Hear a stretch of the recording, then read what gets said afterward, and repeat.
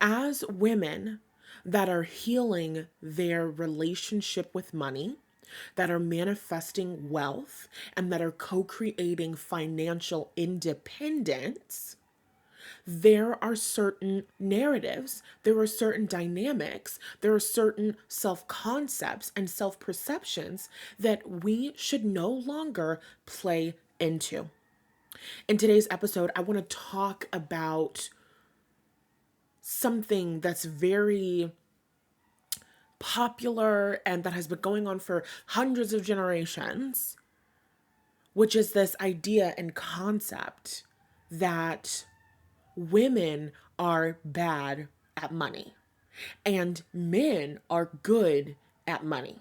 I'm going to give a million examples, but that's what it's boiling down to. Women are bad at money and men are good at money. And so when you get into a relationship with a man, the woman is the one who is overspending. Females be shopping. The woman is the one that is behaving irresponsibly. She's making purchases and then she's hiding it from her husband. And then it becomes a bigger dynamic when you have children and you have family.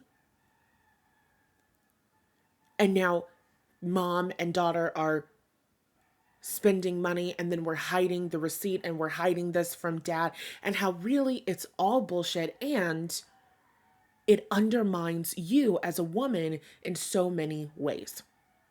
You want to start healing your relationship with money, you have to stop playing into that story of, I'm spending too much money. I'm spending money on buying things that I don't need. That doesn't attract more money into your life.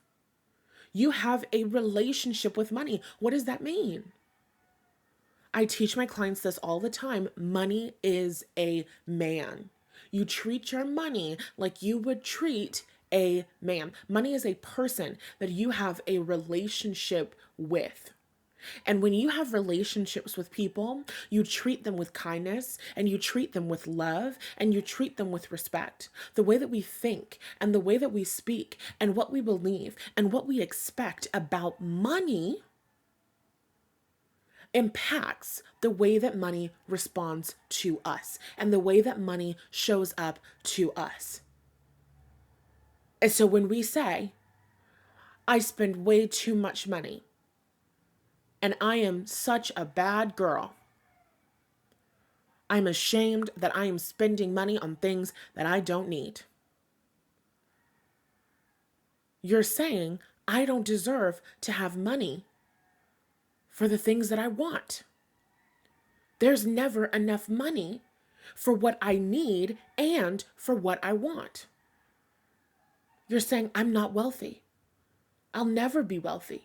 Because when I start making choices and decisions like a wealthy woman, I shame myself. Wealthy women have money for what they need and for what they want and for what they desire.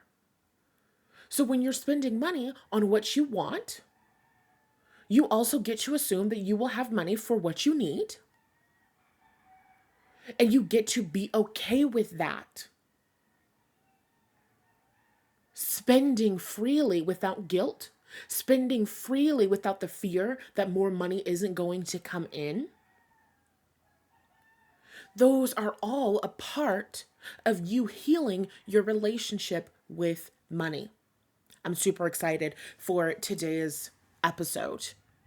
For those of you that are new here, you're listening to Naked and Noisy, Manifestation Tools for the Professional Woman. I am your host, Natalie Hughes. I'm a life mindset and manifestation coach. On this podcast, I help professional women to co-create emotionally fulfilled and purpose-driven lives for themselves. Let's get into today's episode. So, I've been seeing this a lot.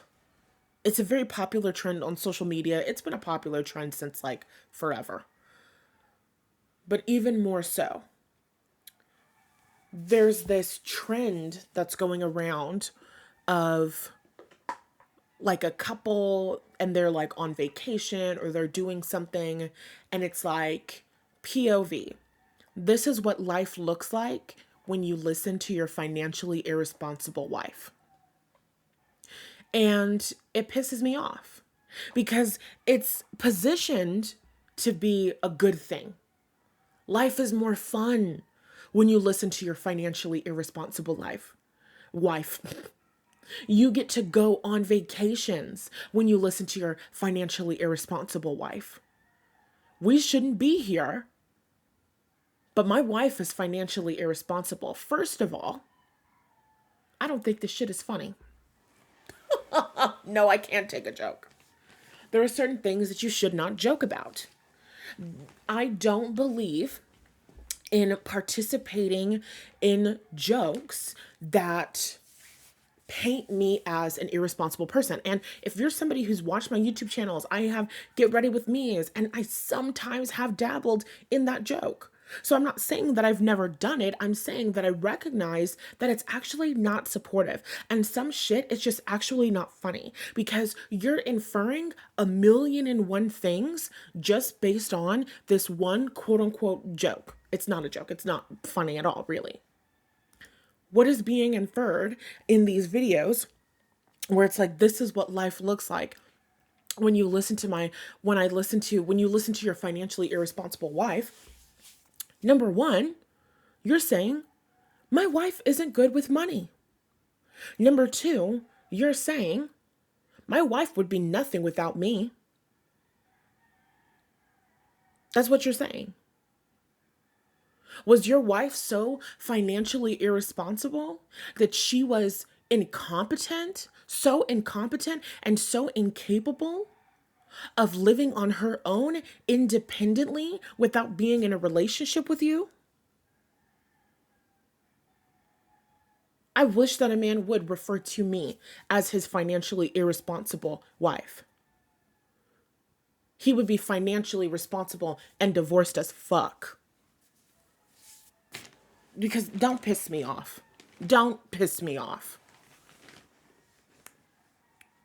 Remember, there was a time not so long ago, depending on how old you are, maybe it was when you were a kid, maybe it was before you were born. There was a time that women could not own their own bank accounts. We have to have these conversations because, we live in a world of it's just jokes, it's just this, it's just that. R.I.P. to Charlie Kirk. Just fucking kidding. I don't even believe in hell, but I hope that it's real because it brings me happiness and joy in my heart and in my soul to imagine you burning for the rest of eternity. It's just conversations. It's just conversation. It's just sharing opinion. It's just exchanging of idea. Do you know how the quality of life in this country and in this world has worsened significantly for so many people because of just conversation, because of just rhetoric, because of just jokes?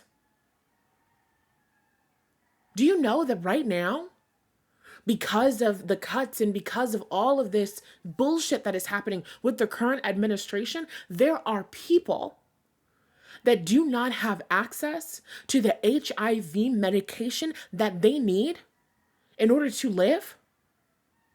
I don't have HIV.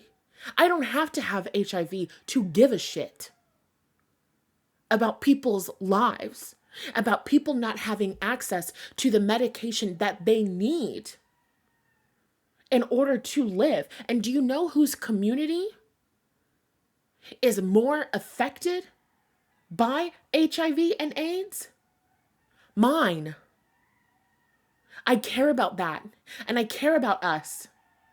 And when you have people who say stupid, ignorant, racist, misogynistic bullshit, there are lives that are lost every single day because of gun violence in this country, because of domestic violence, because of women being hurt and not being protected or supported by the court systems.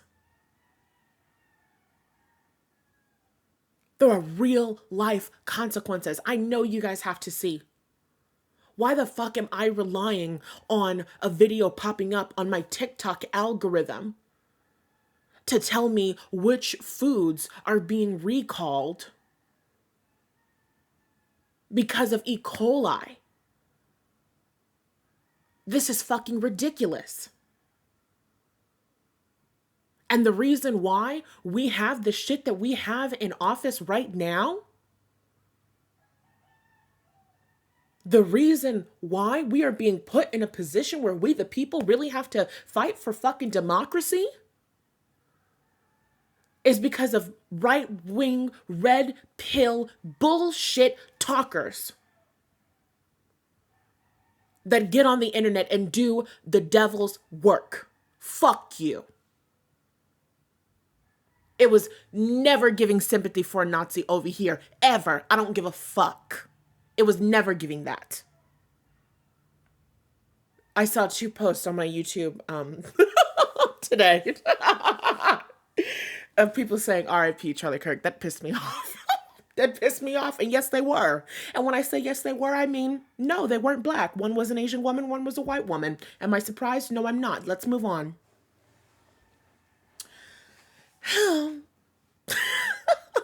It's never just a joke. It's never just a joke. It's never just a hee hee ha ha. Because that was my grandmother, who was living in a world where she was completely financially dependent on a man who was not the best. It's hard to talk badly about my grandpa because you guys know my grandpa, my mom's dad, he was like my favorite guy on the planet. But the reality is the reality. Relationship dynamics have not been equal for a long time. If he's the one that goes to work and he's the one that makes the money and you're the one who watches the kids,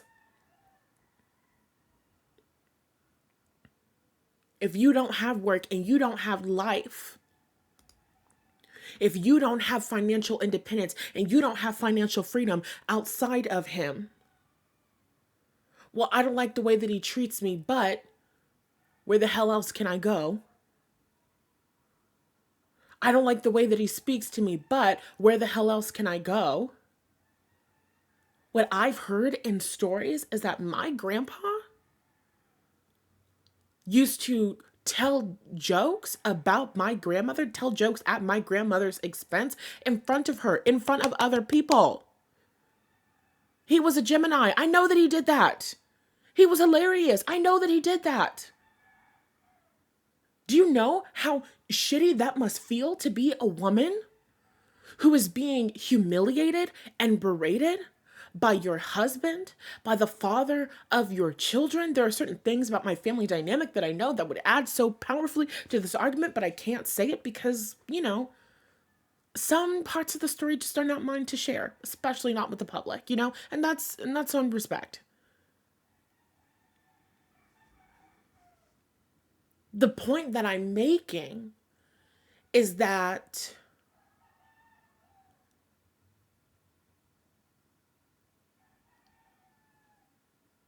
you started off as, it's just a joke, it's just a joke, it's not that serious. But there are real life implications. There are real life consequences to the things that you say and to the things that you joke about. And the way that these things negatively impact us. I just saw a video of a man who I could tell that he was, faking for Instagram just based off of the first sentence. And then by the end of the reel that I saw on Instagram, I knew that it was fake, cosplay, we'll call it. He's cosplaying as a provider man. He's like, my money is her money, and her money is her money. Brother, we've all heard that phrase before. We all know the woman creator that started that. I don't know why you thought that repeating that shit in a slower tone was going to make it more deep and was going to make us forget. No, focus. We don't need to go on a rant of things I don't like that men do. See, I'm healing. So he starts off with that. Already I'm suspicious. Already I'm not moved. Then he's like, I'm a real provider man. And a real provider man, I take responsibility for my family and for my wife and my children completely. That's my job. Which, nothing wrong with that. Absolutely. Why not? Then he goes on to say, she can have her little business. Ooh. Didn't like that.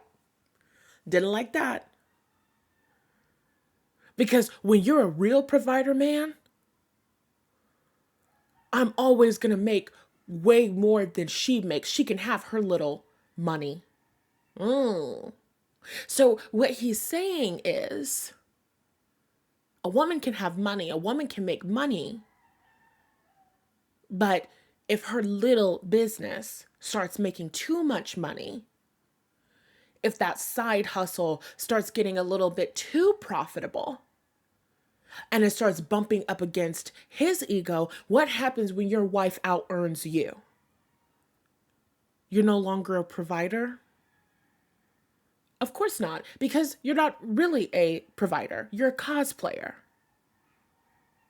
You think that money in the bank means something about you. That's not true. Being a provider is not about, I have the money in the bank and I give the money and everybody relies on me. That's not providership. That's dictatorship. That's authoritarianism. You have to be cutesy, mindful, and demure out here in these streets. You have to think critically out here in these motherfucking streets. You have to know what actually aligned masculine energy looks and feels like. Because you will end up in the same abusive relationships that your grandmother was in. You will end up in the same fucked up relationship dynamics with the same pieces of shit. The same cycles that women who came before you were in. Because they said the right things, you need more than the right quote unquote words. You need to be able to analyze and understand somebody else's behavior. You need to have your own definition of what a provider man looks like and feels like for you. How many women are in relationships with men who pay for everything and they still feel isolated, they still feel alone, they still feel neglected?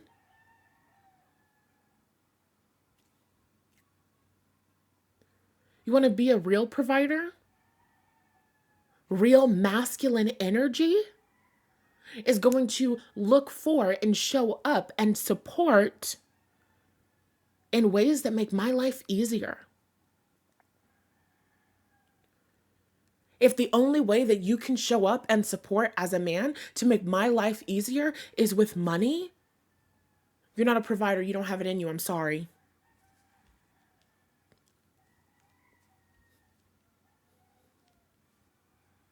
And I don't mean, oh my God, they'll never have it. Some people have it. Some people don't know. These are skills that we all develop. But it's a conversation that's worth having.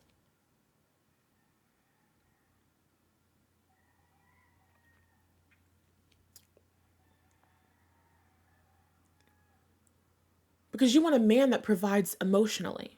You want a man that provides comfort. You want a man that provides support. You want a man that provides safety. You want a man that provides security. Finances can go into that. But there's a lot more in the emotional and the mental that just does not get discussed in those stupid conversations. So there's that. Boom. Let's talk about the next TikTok that I saw. Because we are talking about money. The next TikTok that I saw was this woman. I think it was like her daughter was filming her or something. She's like this like Southern white woman. So she's like, we're going to go to Target and we're going to get some new outfits and we're going to hide the bags in the closet and we're going to hide it from Dad.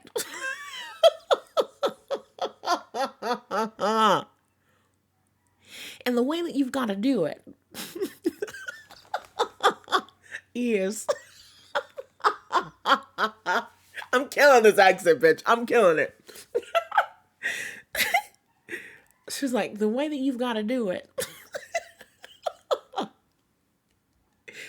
is you got to wear one outfit, one new outfit, and then an old outfit the next day. And then you can wear another new outfit the day after that. And if dad asks, is that new? You say, I don't know.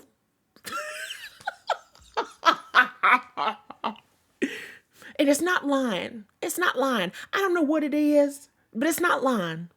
Bitch, you got me fucked up. I have always hated. I have always hated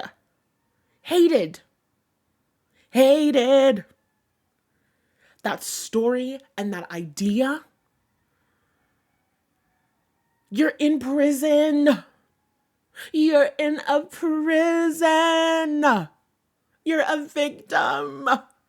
Sister.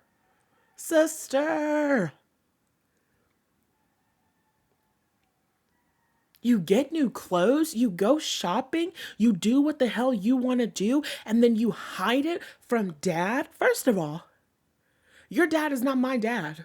Your dad is not my dad. Conversation between me and my daughter, your dad is not my dad. I am also a leader in this household. What? What conversations are you having with your daughters? What dynamics are you telling your daughters are normal? This is your dad and he's the final fucking boss? That's insanity. That's insanity.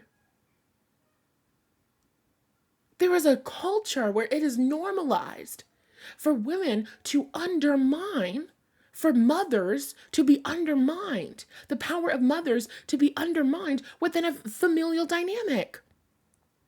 I saw another TikTok, and it was of a bride. She was talking about her wedding, and it was like her filming her mother, and it was just like, when dad is talking about the budget for your wedding dress, but your mom is going to help you just in case you go over budget. In other words, what they were saying was, dad holds the purse. Dad is fucking Congress. Dad controls the funds. And dad said that there is this particular budget for the wedding dress. But I know that if I really want to go over budget, then mom can swing it and mom can negotiate for me. Bitch, are you kidding me? Are you kidding me? Hell no, we won't go. Hell no, we won't go. Sometimes you have to thank God that your parents didn't have money set aside for your wedding day, because y'all already know how I feel. The budget is $250. That's starting. A budget is a suggestion, mind you. If I want it, I see it, I like it, I want it, I got it. And if you're not going to buy it for me, I'm going to buy it for my motherfucking self. And that's on INDEPENDENT. Do you know what that means? Ladies listening to the Naked and Noisy podcast, I need you to know what the fuck that means. We can't live like this. We can't live like this. You're not the Congress of me, NIGGA. You're not the boss of me.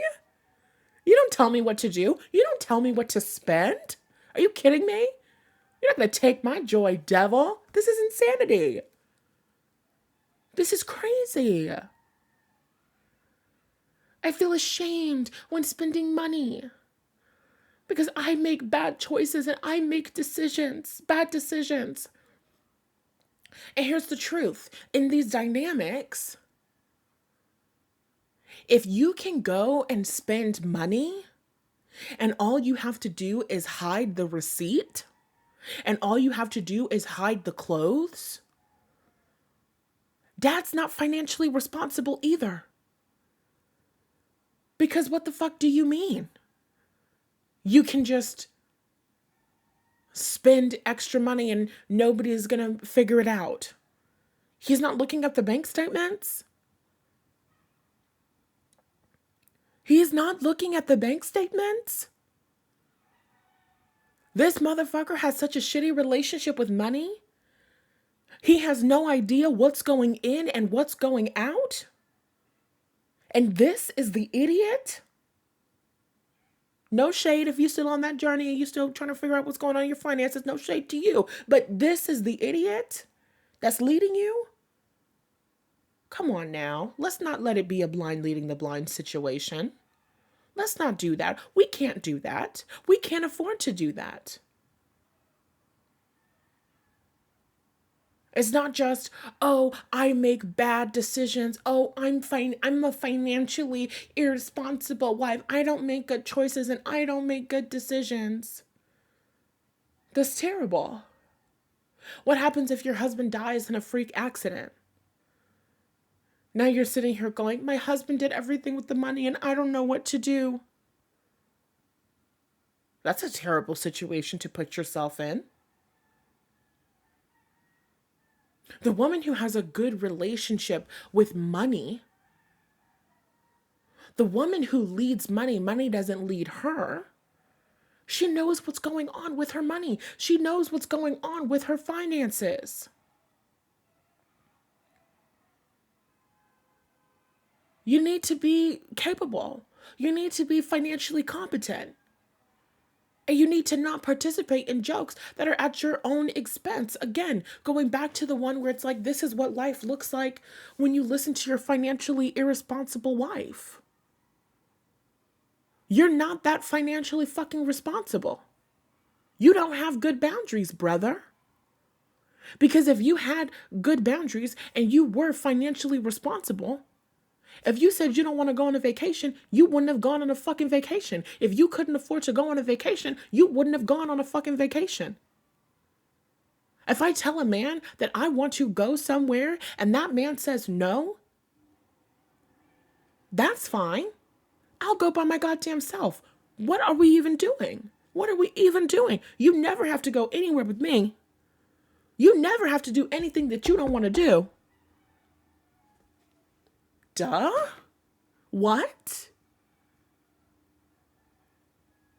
You have to be a financially independent woman. And you have to be that like your safety and security and your life depends on it.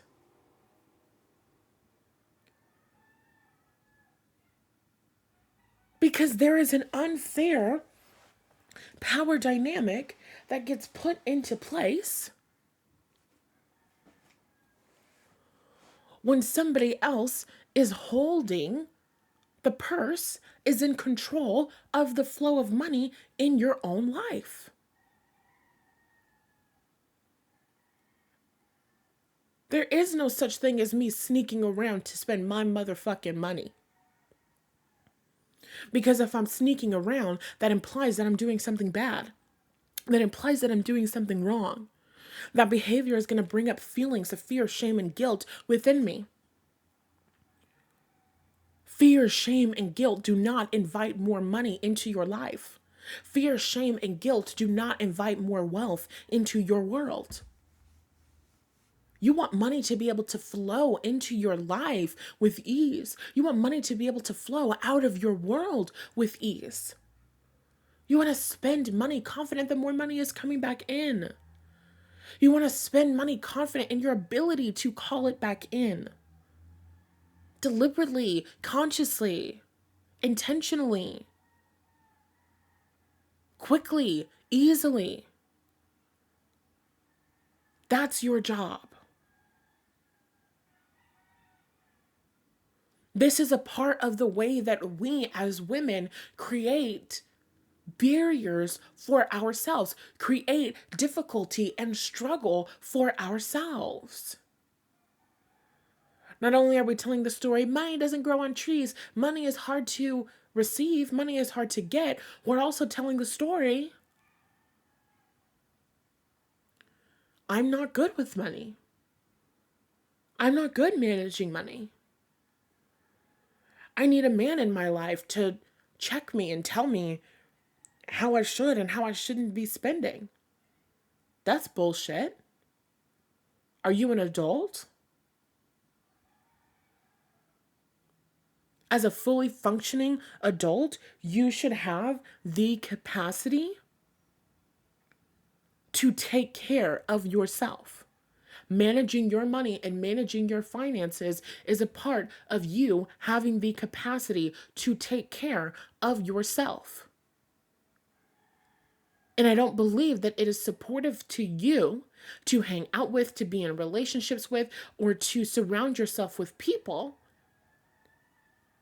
who would ever paint you as someone who can't do that. That's not supportive to you. That doesn't help you. There are real life consequences to the jokes that we tell. There are real life energetic consequences to the things that we say. There are real life political consequences to the things that we say. Be mindful of the content that you're consuming. What story is this content telling me? And is this a story that I agree with? Is this a story that resonates with me? And is it a story that I want to continue resonating with me? I obviously am marrying a financially wealthy man. Duh. But just because I'm having a financially wealthy husband and family does not mean that I'm not a financially wealthy and abundant, independent woman. It is never wise to put yourself in a position where you're completely dependent on somebody else. That doesn't really give you safety and security. And also, your children are inheriting the stories that you're telling about money. Your children are inheriting the stories that you're telling about responsibility. Your children are inheriting the stories that you're telling about work.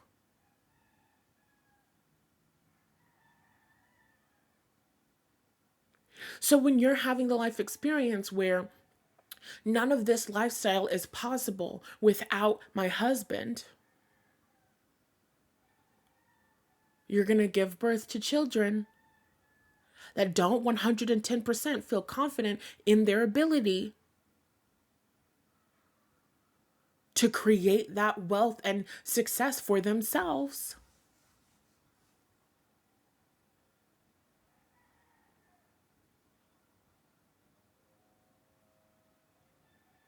How many people, even if you had parents that paid for shit, how many people, even if you had parents that gave you money, still don't feel confident in their ability to create success for themselves?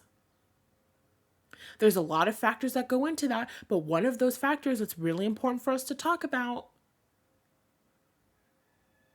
is having a mother that doesn't have self-confidence, having a mother that doesn't have self-esteem. Your parents cannot give you what they do not have. You cannot give your children what you do not have. You cannot create and raise children who believe in themselves, who believe in their ability to be independent and successful and free if you don't believe in that yourself. There are real life consequences. I could never imagine raising my daughter to believe. I could never imagine raising my daughter and her seeing me as a woman that is dependent on a man, as a woman that is waiting for her husband to say yes, as a woman that is waiting on somebody else to say that she can have what she wants. Fuck that.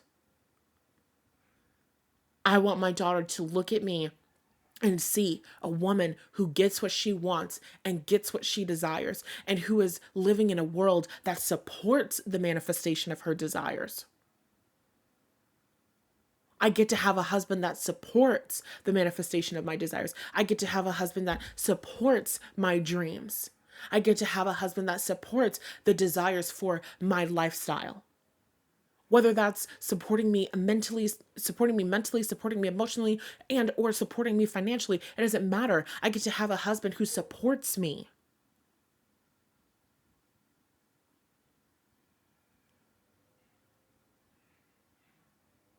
There are women living out that relationship dynamic. Your husband's not supporting you. The both of you together as a unit and as a team are making financially irresponsible decisions. And he's throwing you under the bus. You're the only person with the fucking problem here. His problem was that he's so financially smart, so financially wise, that he didn't have extensive conversations about finances and the way that the two of you manage money before you guys got married. You didn't get on the same page about what your priorities were before you got married. You aren't sitting and having conversations at least quarterly about your financial goals and where you want to be as a family and what you're prioritizing right now, and whether that's saving or it's traveling or it's investing or whatever. He's so financially responsible, he didn't do the basic shit that you would need to do before deciding to commit to the rest of your life with someone. He's not that smart. He's not that intelligent. So here you are, the butt of the joke, deciding to be the butt of the joke, because I believe that it's the women that are, making the joke, which is, anyway.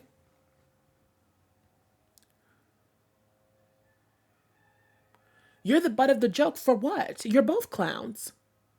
No tea, no shade. You're the butt of the joke for what? You're both clowns. You're both financially irresponsible. You both have a shitty money mindset. You both have a shitty relationship with money. It should be POV, what life looks like when two financially irresponsible motherfuckers commit to one another. We're on vacation and we shouldn't be. That'd be funnier. That'd be funnier. That's hilarious. That's real. POV, what life looks like when you and your husband are somewhere you don't have no business being because you can't afford that shit. Then you can get into a fucking, if you want to ride the wave of being financially irresponsible and that being funny to you, ride that wave. Bonnie to my Clyde, partners in crime. I want to spend my money on luxurious shit and so does he. Period. To a low. As long as we get it back. We're a family of gamblers. Why not?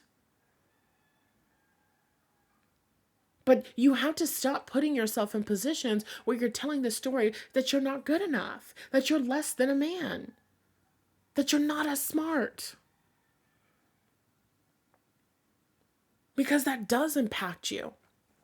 The last thing that I'll mention is a video that comes to my mind about this woman who's like, she has like a business idea or something or another, and her husband asked her to make a PowerPoint presentation about this idea so that way she could convince him to give her money and support her dream in XYZ different capacity. Long story short, the concept of it was not this husband who supports her ideas. The energy and the vibration of it was when you and your cousins want to have a sleepover, so you create a dance routine to do it in front of your parents to convince them to let you have a sleepover. That was the dynamic. When you want to start a business, when you want to make a specific move in your career, and so you have to do a little dance to get your husband on board. That's bullshit to me. I'm a capable, competent woman. I'm a business savvy woman. I'm an incredibly intelligent woman. I make good choices and I make good decisions. And if I decide that I'm going to do something in my life, of course I'm going to have a conversation with my life partner about it in terms of what that looks like, how that might impact our dynamic, and taking their feelings and their consideration and the projects that they're working on into consideration. But as a grown motherfucking woman, I'm never asking anybody for permission. I don't ask God for permission. As the manifestor and the co-creator of my reality, I don't ask for permission. I step into the assumption that I have what I desire and I watch it manifest.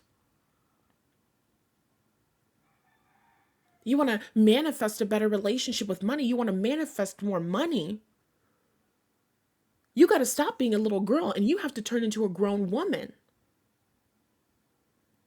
You have to stop participating in that dynamic where you're asking, begging, pleading. Can we please go on vacation? Can we please do this?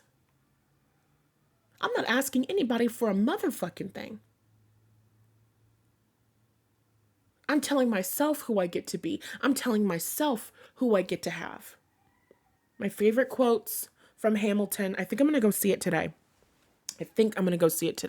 Or next week. I don't know when, but I'm definitely going to go see it in theaters. George Washington, he says, "The only person you have to convince is me." That's the vibe. The only person you have to convince that you get to have the life you want, that you get to have the money you want, that you get to have the lifestyle that you want, is yourself, is your subconscious mind.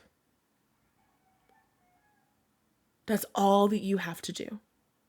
Is it challenging? Of course. It takes self-awareness. It takes healing. It takes processing. It takes having the right tools. You're welcome. I have them so neatly set up for you inside of my programs and courses. Ta-da! But that's the work.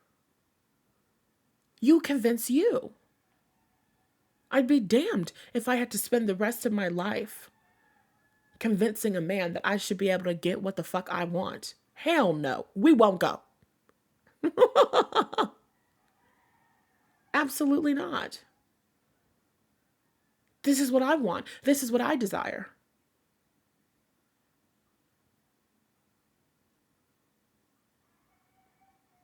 And what I'll leave you with is it would be supportive to take that moment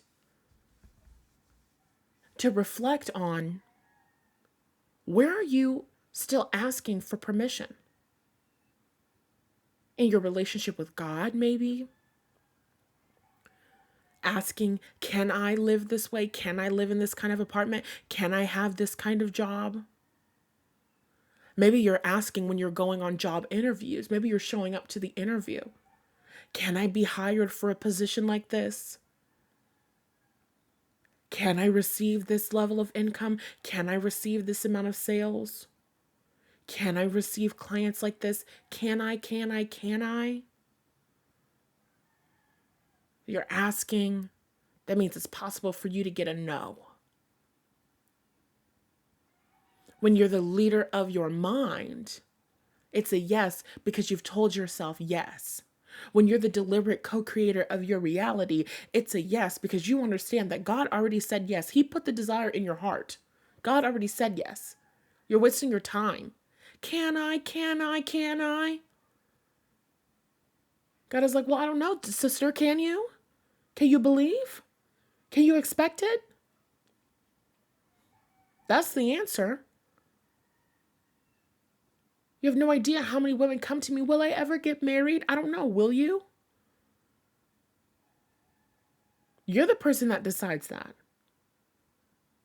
You're the person that decides that. First of all, not that hard to get married.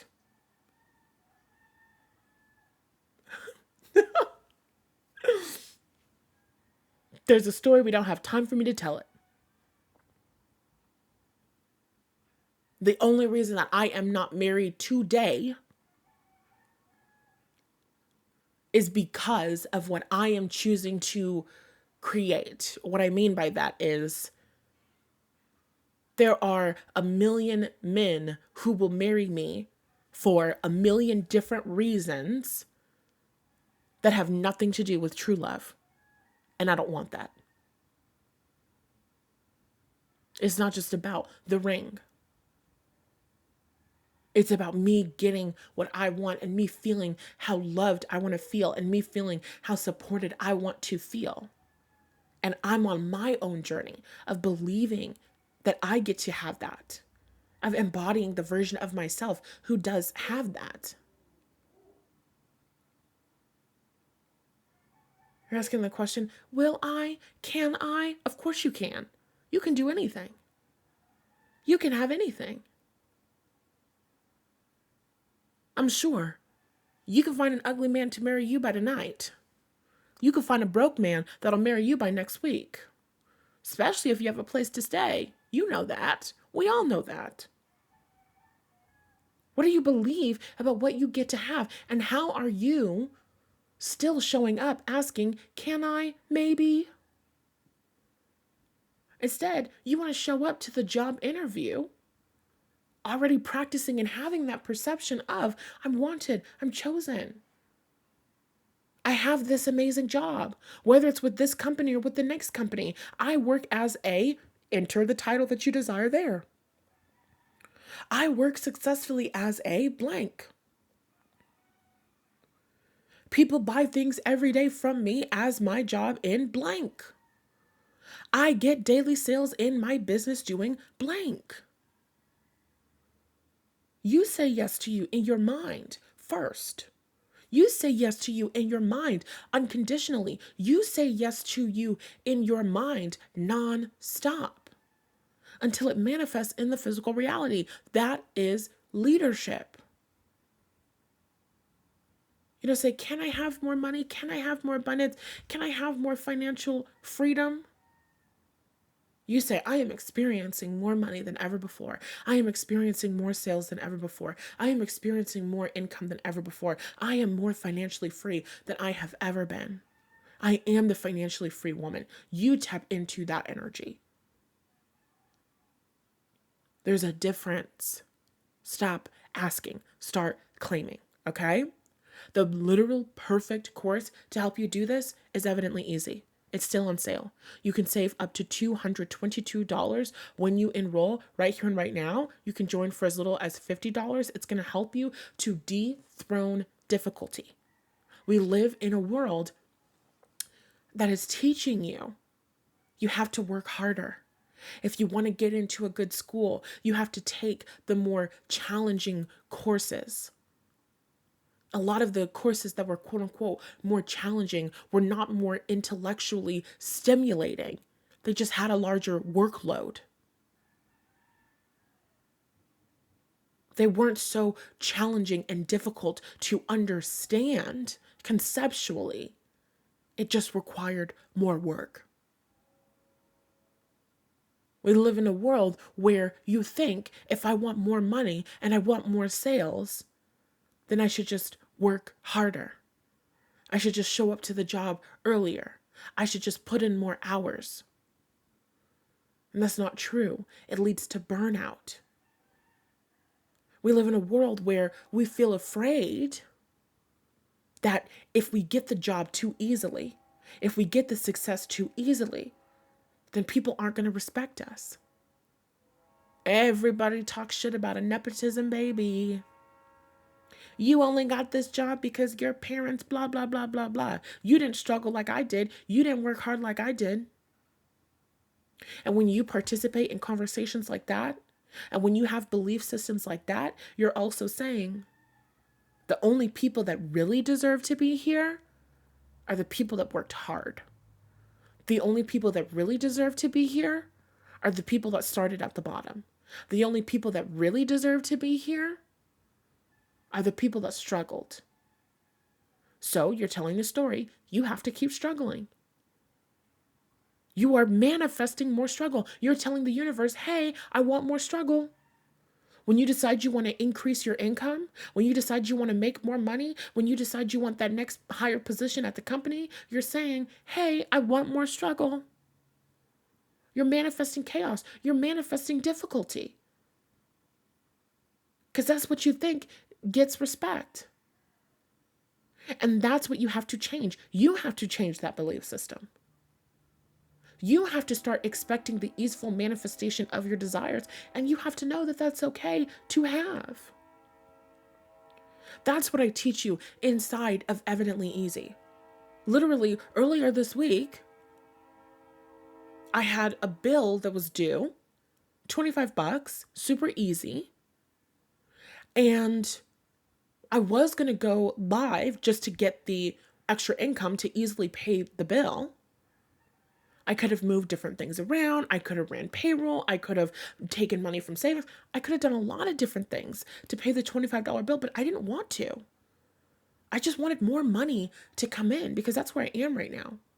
I'm in a place where I want the savings to stay where the savings are. I want certain money to get to a certain place before I decide to pay myself again and different things like that. I lead my money. My money doesn't lead me. I'm not freaking out or worrying about a specific bill coming through because I know that the bill's going to get paid and I know that the money is going to come in. So I was going to go live. I just got off my period. I've been feeling tired. It's eclipse season, blah, blah, blah, blah, blah. I didn't go live to do that particular thing. And then I woke up and I saw 2 notifications. Let me pull up my phone so I can tell you the exact amounts. 2 notifications for PayPal. Thanks for the self-centered reading. Oh.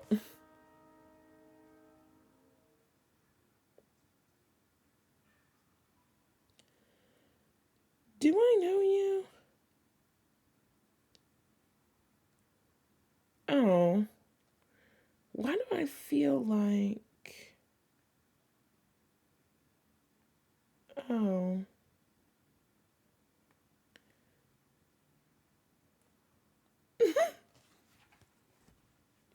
Focus. Divas, we must stay focused.